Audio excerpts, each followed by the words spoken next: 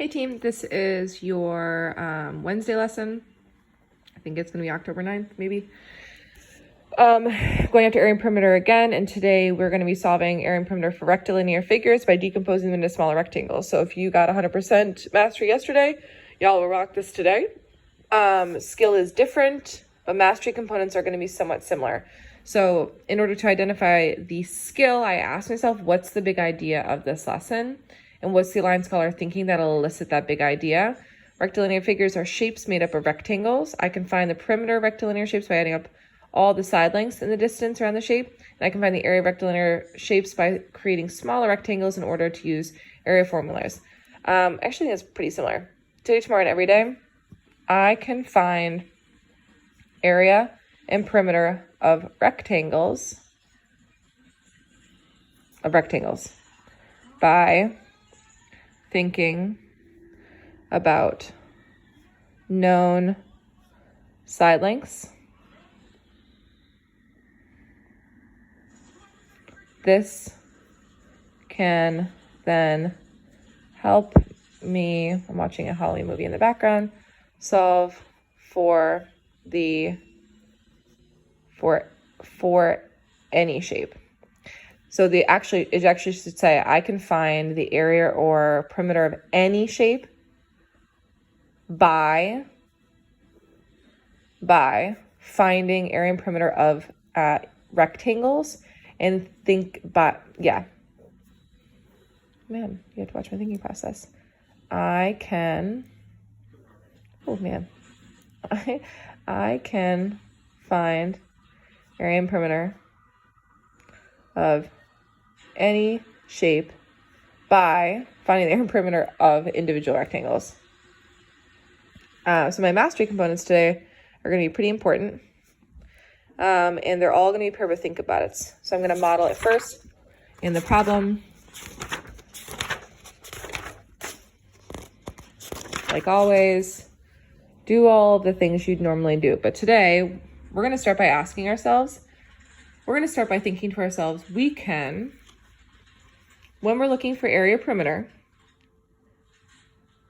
when finding area perimeter, I ask myself, and I should have written this on the front page, I don't know why I did this,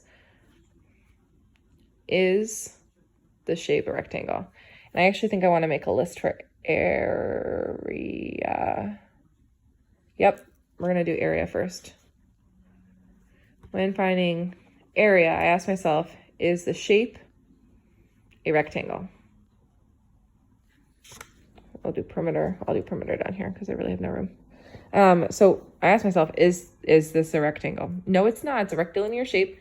And so then the second question I asked myself is, how can I make rectangles?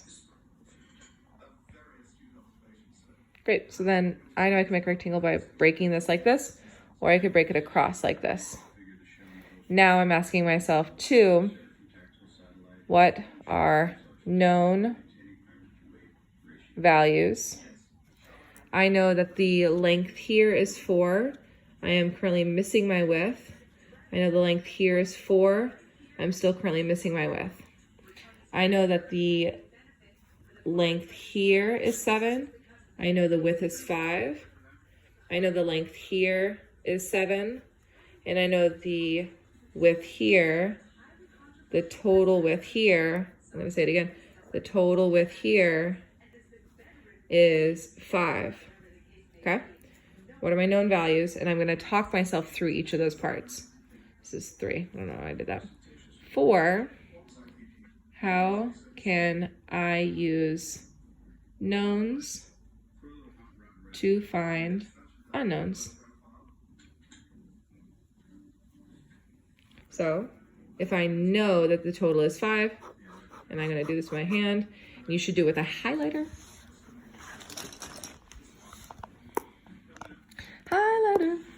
This is 5. This is 5, right? So then if I know the total is 5, and I know that a part is 3, how can I solve for the other part? What can I use I can use 5 minus 3 gives me 2. And then I'm going to do 5 up here, which is unfortunate. 5, when all lengths and widths found, it's literally use formula to find area. So this is in here, area equals length times width, and that's 7 times 5.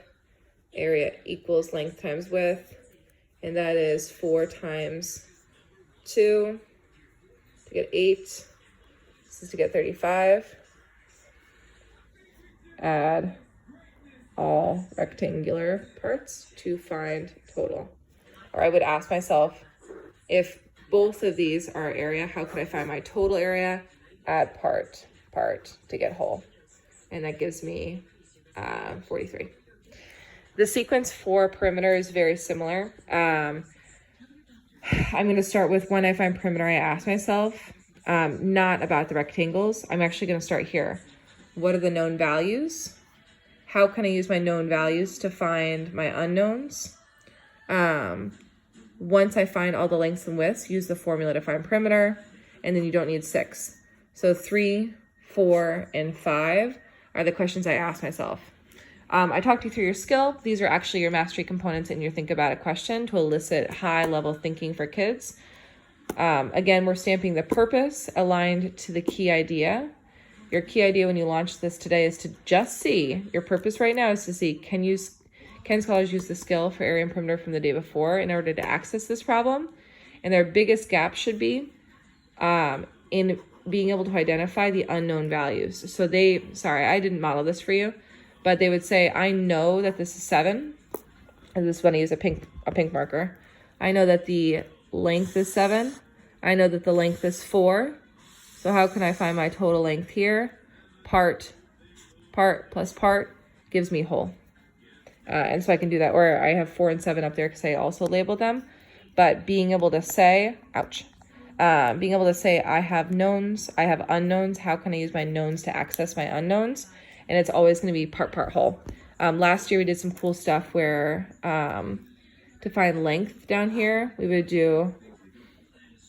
do we know the whole? No, we know 7 plus 4, and our whole then is the sum of those two parts.